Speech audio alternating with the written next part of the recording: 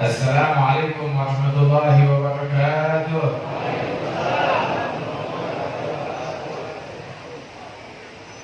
Alhamdulillah.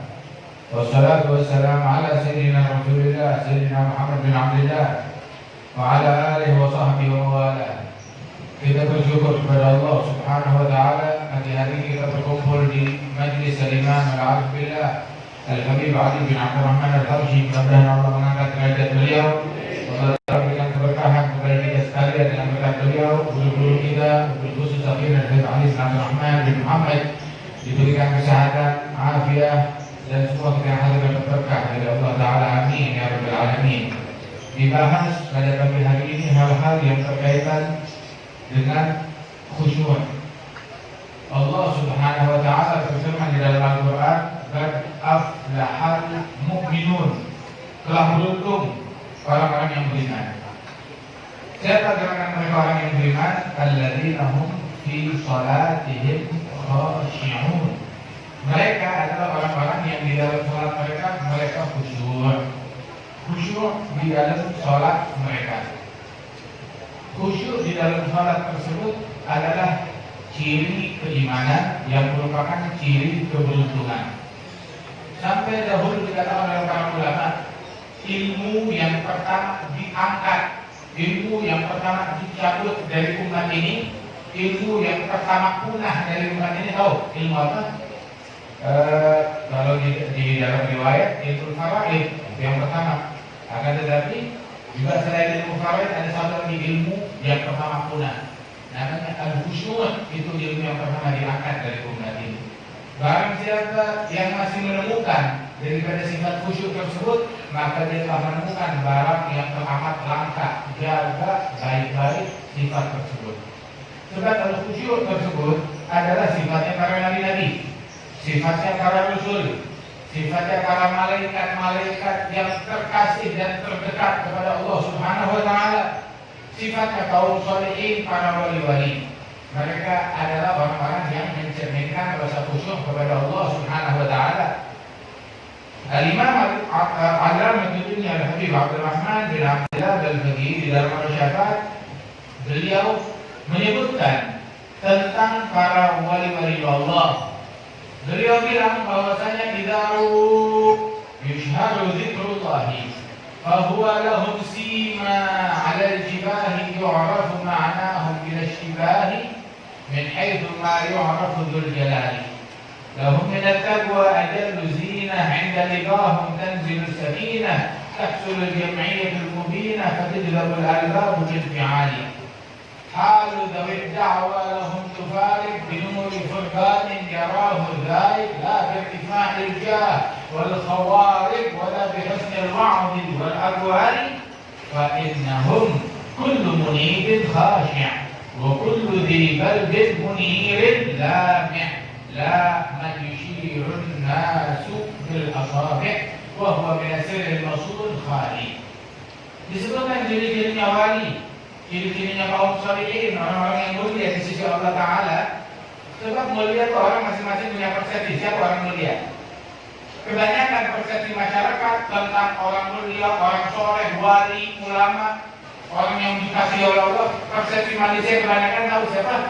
Persepsi mereka anggap yang cocok sama hawa nafsu saya itu wali, yang nurutin hawa nafsu saya itu wali, yang maunya saya diikutin, disupport itu wali, yang sesuai dengan kecontohan nafsu saya itu wali. Apalagi kalau satu partai dan satu calon satu pilihan wali besar gitu.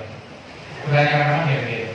Tapi Rasul Shallallahu Alaihi Wasallam memberikan standar ketika ditanya manhum awliyaullah, siapa mereka para wali-wali Allah?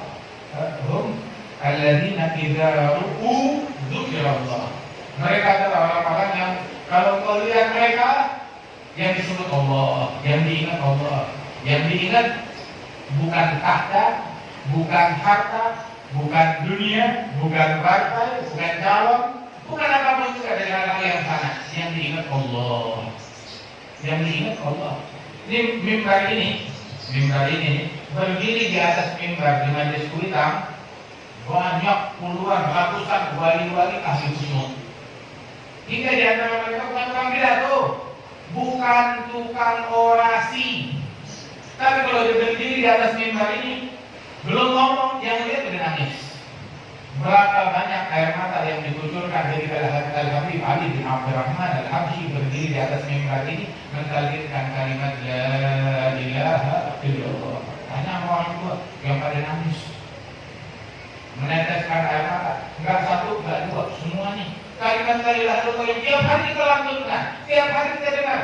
Tapi ketika kita dengar dari hadal imam, mengucur air mata. Berapa banyak air mata yang dikucurkan ketika kalimat tersebut dilantunkan oleh Habib Abdullah bin Salim Al-Attas, dilantunkan oleh Habib Saleh bin Husain Al-Hamid di atas mimbar ini, dilantunkan oleh Habib Abdullah bin Husain Syamil Al-Attas di atas mimbar ini, dilantunkan oleh mereka para ulama usah ini dari Habib Ali bin Abdurrahman Al-Habsyi. Masya Allah. Fa'innahum kullu munibin khasyi. Mereka adalah orang-orang yang khusyuk yang kalau dilihat mengingatkan kita kepada Allah Subhanahu wa taala. Bahkan disebut nama mereka, hati kita terharu, air mata kita memuncul ketika mengingat dan menyebut nama mereka. Itu bahkan nama mereka punya pengaruh yang kuat untuk menyemangati seseorang untuk makin taat dan ibadat kepada Allah Taala. Sehingga sebagian para wali-wali bilang, saya kalau dihantui ketika dalam hidup saya, tahu-tahu datang penyakit ada penyakit yang lebih dahsyat dari corona. Penyakit apa? Saya kalau dalam hidup saya tahu didatangi oleh penyakit malas dalam ibadah. Sholat nggak bisa khusyuk, baca Quran nggak bisa fokus. Ini penyakitnya kita. Penyakit yang lebih dahsyat dari corona. Cuma ketika jasad kita diganggu, baru kita berasa. Diri kita diganggu, kita nggak berasa. Berpuluh-puluh tahun kita nggak khusyuk, nggak merasa itu penyakit. Ini dikatakan dalam pola pikir. Kita ditimpa penyakit baru, ini penyakit. Itu ada satu wali ketika bilang, saya kalau ditimpa musibah, malas dalam beribadah kepada Allah Ta'ala, nggak menemukan khusyuk dalam ibadah saya, maka saya pergi kemana? Melihat wajahnya Imam Muhammad bin Wasi', wali besar. Begitu saya lihat wajah beliau, teringat kepada Allah, pertama iman saya pulang sebulan itu khusyuk tuh nggak keluar dari hati saya, terus tanpa khusyuk selama sebulan, modal khusyuk selama sebulan. Ketika melihat wajah orang soleh, makanya dari Bali Hakim bilang beruntung yang melihat mereka dan orang yang pernah melihat mereka. Bagaimana hanya kalau mereka itu sendiri orang yang khusyuk kepada Allah Subhanahu wa taala. Melihat wajah mereka mewariskan khusyuk, mewariskan tawadhu, mewariskan introspeksi diri. Begitu lihat wajah mereka, langsung ingat dosa diri sendiri. Saya sholat saya puluhan tahun tidak khusyuk, ya Allah. Saya udah lama nggak keluar air mata dalam ketika ngaji Quran. Ya Allah, saya udah lama nggak tahajud. Nggak kayak sekarang kalau melihat wajah orang langsung ingat dosanya orang lain. Wali kalau kita lihat wajahnya langsung ingat dosa kita sendiri. Bukan mikir dosanya orang, mikir dosa diri kita sendiri. Kayak begitu. Sampai disebutkan bahwasanya hadul dari dakwah lahum sufarid, orang yang mengklaim kewalian tanpa bukti beda. Tahu bedanya? Siapa yang bisa membedain? Yang bisa membedain adalah orang yang punya dzauq, orang yang punya cita rasa dalam keimanan. Berapa banyak sampai dibilang oleh Syarani, Bukhari dan ulama, berapa banyak orang yang waktu meninggal dunia itu hadirin oleh banyak jamaah, didoai, ditahlil, nggak tahunya meninggalnya mu'ala Islam. Nah, ada yang begitu. Ada meninggalnya su'ul khatimah. Na'udzubillah min dzalik. Berapa banyak orang yang begini, wah, nih orang hebat, ini orang mulia, manusia menunjuk dia. Begitu, tapi dia di mata Allah Subhanahu wa taala hina. Kemuliaan dinilai dari khusyuknya kepada Allah Subhanahu wa taala. Kita punya atau enggak sifat khusyuk tersebut? Tahu enggak? Sifat khusyuk itulah yang membuat Rasulullah sallallahu alaihi wasallam itu ketika datang Sayyidina Bilal menjemput Rasulullah untuk memberitahukan orang-orang sudah siap untuk sholat subuh di masjid, mau komat sekarang. Didapetin Nabi Muhammad lagi nangis. Ditanya, ya Rasulullah, kenapa kamu menangis? Apa yang membuat kau menangis? Maka dijawab oleh Rasulullah Shallallahu Alaihi Wasallam, ya Bilal, ini malam Allah Taala menurunkan kepada aku sebuah wahyu, ayat-ayat Al-Quran, yang mana sungguh rugi, celaka orang yang membaca ayat ini tanpa menghadirkan hati mereka kepada Allah Ta'ala, tanpa merenungi daripada ayat tersebut. Atau dibaca daripada akhir surat Al-Imran, Inna fi khalqis samawati wal ardh wa ikhtilafil laili wan nahar la ayatin li ulil albab alladziina yadhkuruna Allaha qiyaman wa qu'udan wa 'ala junubihim wa yatafakkaruna fi khalqis samawati wal ardh rabbana ma khalaqta hadza batila subhanaka faqina 'adzaban nar rabbana innaka man tudkhilin nar faqad akhzayta wa ma lil zalimin min ansar, sampai akhir daripada surat Al-Imran tersebut. Celaka, rugi, sial orang yang membaca ayat ini tanpa merenungi daripada ayat-ayat tersebut. Sekali Rasulullah SAW dalam sholat tahajud sampai nangis mengulang-ulang ayat. Ayat apa yang diulang adalah ayat yang Allah Ta'ala ceritakan ketika Sayyidina Isa bin Maryam bersimpuh di hadapan Allah Subhanahu Wa Ta'ala. Tatkala Allah Ta'ala menidang beliau, ya Isa, anta qulta linnas, engkau yang bilang kepada manusia, jadikan aku dan ibuku sebagai Tuhan. Maka Sayyidina Isa bilang, itu tubuh bagian alimta. Kalau dulu aku mengucapkan tersebut, kau pasti maha tahu. Aku tidak berucap melainkan apa sesuai yang kau perintahkan tentang ajaran Allah, menyembah Allah tanpa mempersekutukan Allah dengan siapapun juga. Kemudian Nabi Muhammad mengulang satu ayat sambil menangis. Apa? Ucapan Sayyidina Isa, in tu'adzibhum fa innahum ibaduk wa in taghfir lahum fa innaka antal azizul hakim. Kalau engkau siksa mereka, maka mereka adalah hamba-Mu. Dan Rasulullah menunjukkan ini kepada umatnya, ya Allah, kalau kau siksa mereka, yang umat mereka adalah hamba-Mu. In taghfir mereka antal azizul hakim. Diulang-ulang terus oleh Rasulullah Shallallahu Alaihi Wasallam sampai subuh. Dalam khusyuk beliau mengulangnya. Dan ini yang dahulu dibaca oleh para sahabat Rasulullah Shallallahu Alaihi Wasallam dan para ahli bait, para aulia, para sholihin, yang kalau dibacakan ayat-ayat Allah Subhanahu Wa Taala, idza tuliyat alaihim ayatun zadatuhum imanan wa ala rabbihim yatawakkalun. Kalau dibacakan ayat-ayat Allah, bertambah keimanan mereka kepada Allah Subhanahu Wa Taala. Bahkan Al-Imam Muhammad bin Hasan Jamalulail yang hidup sekitar 600 tahun yang lalu atau 700 tahun yang lalu, Al-Habib Muhammad bin Hasan Jamalulail seorang ulama besar. Beliau adalah syekh, guru daripada Imam Al-Aidrus. Al-Imam Muhammad bin Hasan Jamalulail itu beliau kalau malam tahajud, di suatu malam dia baca Quran, dia mengulang-ulang mulai dari habis isya dia tahajud berjam-jam, dia mengulang satu ayat. Ayat apa yang diulang? Innal ladzina amanu wa 'amilus shalihat sayaj'alu lahumur rahmanu wudda. Orang yang beriman dan beramal saleh, Rahman Subhanahu Wa Ta'ala akan menjadikan untuk mereka wudda, kasih sayang, kecintaan dari Allah untuk mereka. Hadal Habib mengulang ayat ini, saya ja'alullahu rahmanu wudda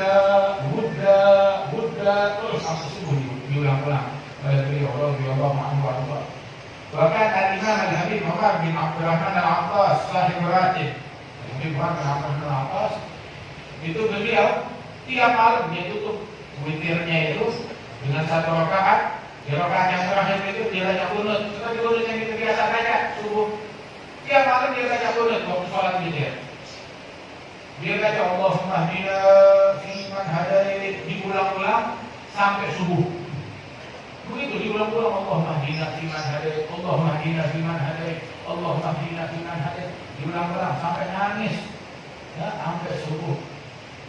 Kenapa? Menikmati daripada setiap huruf, setiap bacaan, Kapan terakhir kita ulang-ulang ayat Al-Quran, satu ayat kita ulang-ulang dengan linangan air mata kita hayati? Jauh. Orang dulu, mereka melalui hidup mereka tiap hari mereka merenung dari satu ayat ke ayat yang lain, berpindah dari satu ayat ke ayat yang lain. Sayyidina Al-Hasan Al-Basri, muridnya Imam Ali bin Abi Thalib, beliau bilang, saya ketemu generasi di atas saya dan generasi di bawah saya, kontras. Generasi di atas sama generasi di bawah. Generasi di atas saya yang kalau mereka baca satu ayat mereka baca pas waktu tahajud, itu paginya siang seharian kelihatan bekasnya di wajah, masuk ke linang air mata. Kalau ingat nangis lagi, begitu pasar masih nangis. Kenapa lu nangis dulu nih hari? Ingat ayat yang saya baca semalam. Satu ayat dia baca di malam hari, seharian otaknya mikirin ayat tersebut. Diulang-ulang. Termasuk seperti Sayyidina Abdullah bin Rawahah, waktu diisyaratkan kalau beliau akan terbunuh di medan jihad, pulang ke rumahnya sampai nangis. Istrinya nanya, kalau memang kamu khawatir takut akan kematian, ini nama Rasulullah, biar tidak tinggal orang lain yang ingin pasukan. Kita tahu kamu bakalan mati, tapi izin aja kali ini kamu gak ikut, jadi kamu gak mati. Nah, kalau saya meninggal dunia, saya nangis bukan karena mikir takut mati, enggak. Saya nangis karena mikir ayat yang saya baca semalam. Habis terima berita dan sebuah isyarat kalau dia bakalan mati di medan perang yang diutus oleh Nabi Muhammad. Dia nangis bukan karena berita tersebut, tapi mikir, nangis karena memikirkan sebuah ayat. Ayat apa? Wa in minkum illa wariduha kana ala rabbika hatman maqdiya. Tidak ada seorang pun di antara kalian melainkan bakal masuk melewati neraka jahanam di atas jembatan Sirat. Itu sudah sesuatu yang diwajibkan oleh Allah. Setiap orang pasti akan melaluinya. Saya yakin saya bakal lewat, saya bakal masuk. Tapi saya enggak, tapi saya ragu apakah saya bakal lolos keluar. Masuk lewat pasti, tapi lolos keluar saya enggak tahu. Itu yang membuat saya nangis dihantui oleh ayat ini. Kata beliau. Al-Hasan Al-Basri bilang, saya ketemu generasi di atas saya kalau baca satu ayat, seharian berpikiran ayat tersebut. Dan generasi di bawah saya ketemu yang malam baca Quran dari awal sampai akhir, begitu siang hari nggak ada bekasnya, tetap aja masih ngatain orang, masih ngegosip, masih mendengki, masih ngomong yang kotor, masih mutusin silaturahmi, masih menipu, masih berbohong, nggak ada bekasnya. Itu generasi beliau. Kalau generasi kita, harga malam hari boleh dibaca itu ayat. Siangnya juga dia lamar. Di bandar siang malamnya boleh dibaca. Nah siang malam beliau bilang menjadi. Saudara-saudara sekalian, ayo mana ini khusyuk? Mana ini khusyuk? Kita tanamkan dulu sifat khusyuk tiap rumah. Berapa banyak kan khusyuk di kulli lail? Berapa banyak ahli khusyuk di dalam setiap rumah? Suami orang yang khusyuk, istri orang yang khusyuk, anaknya orang yang khusyuk. Al-Imam Umar bin Khattab bin Abdurrahman As-Sagaf waktu masih kecil, dia mau keluar dari rumahnya, mau main, dia dapetin lingkungan dia, nggak ada anak-anak yang main, jangan terjaga lingkungannya, nggak bisa keluar sembarangan. Kemudian dia ngajak orang tuanya, bapaknya main, Al-Imam As-Sagaf dan di atas sejadah. Ada Imam As-Sagaf tiap hari dia akan Quran, siang 4 kali hatam, malam 4 kali hatam. Mau ngajak bapaknya main, bapaknya lagi di atas sejadah. Mau ngajak ibunya main, ibunya lagi di atas sejadah. Akhirnya kalau dia main di atas sejadah, dia main di atas sejadah. Main dalam tanda kutipnya mereka. Radhiyallahu anhu warḍah. Berapa banyak orang khusyuk di dalam rumah mereka. Al-Imam As-Sagaf, ada Imam Abdurrahman As-Sagaf yang hidup 700 tahun yang lalu ini, itu beliau punya anak laki 13. 13-13 wali semuanya. 13-13 wali. Yang paling kecil kewaliannya seperti Imam Junaid bin Muhammad Al-Baghdadi, pemimpin tasawuf di Baghdad sana. Orang yang paling agung, paling mulia sepanjang masa. Radhiyallahu anhu wa Imam Junaid bin Muhammad Al-Baghdadi, Sayyidul Ta'ifah, pemimpin ahli tasawuf sedunia. Al-Imam Syekh Habib Bakar bin Salim punya anak laki 13 seperti Imam As-Sagaf. Semuanya wali. Semuanya ahli khusyuk. Itu bahkan di masa hidupnya Imam Syekh Abu Bakar bin Salim, maka kewalian Al-Qutbaninya itu berputar di antara anak-anak yang 13, berpindah dari satu anak ke anak yang lain. Begitu. semuanya kebagian jatah daripada maqam, daripada al-Mujahidin tersebut. Radhiyallahu anhum wa ardahum. Semuanya ahli khusyuk. Dan Nabi Muhammad sallallahu alaihi wasallam ketika Allah Taala memuji Nabi Muhammad di dalam Al-Quran, memuji tentang leluhurnya Rasulullah, orang-orang mulia. Allah Taala bilang apa? Wa taballugaka fis sajidin. Perpindahanmu di dalam sulbi ahli sujud. Siapa? Itu ayahnya Nabi, kakeknya Nabi, datuknya Nabi, terus sampai ke atas, sampai ke Sayyidina Adnan, sampai ke Sayyidina Ismail, sampai ke Sayyidina Ibrahim, semuanya min ahli sujud, ahli khusyuk. Taballugaka fis sajidin. Perpindahanmu di antara ahli sujud, orang-orang yang termasuk sujud.